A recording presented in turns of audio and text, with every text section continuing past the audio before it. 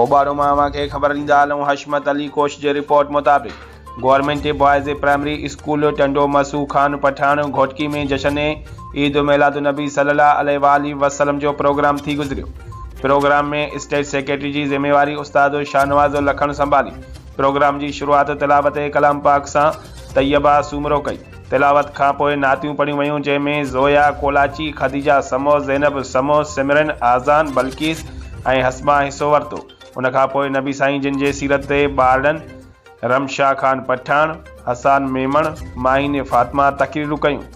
ॿारनि सां गॾो उस्तादनि बि नात शरीफ़ में हिस्सो वरितो, जंहिंमें हेड मास्टर अब्दुल जब्बार मलण, उस्ताद गुलाम अकबर महर, उस्ताद नियाज़ अहमद समो, उस्ताद असदुल्लाह कोलाची, उस्ताद जाफ़र खान पठान, उस्ताद लाला फिदा हुसैन पठान, उस्ताद कुर्बान अली पंवर, उस्ताद मोहम्मद रमज़ान अवान, उस्ताद तनवीर अहमद वसीर, अशोक लाल हिस्सो वरितो। आख़िर में हेड मास्टर अब्दुल जब्बार मलण नबी करीम सल्लल्लाहु अलैहि वसल्लम जिन जी सीरत जे मौज़ू ते तक़रीर कई। आख़िर में शागिर्दनि में इनाम विराए हौसला अफ़ज़ाई पिणु कई वई।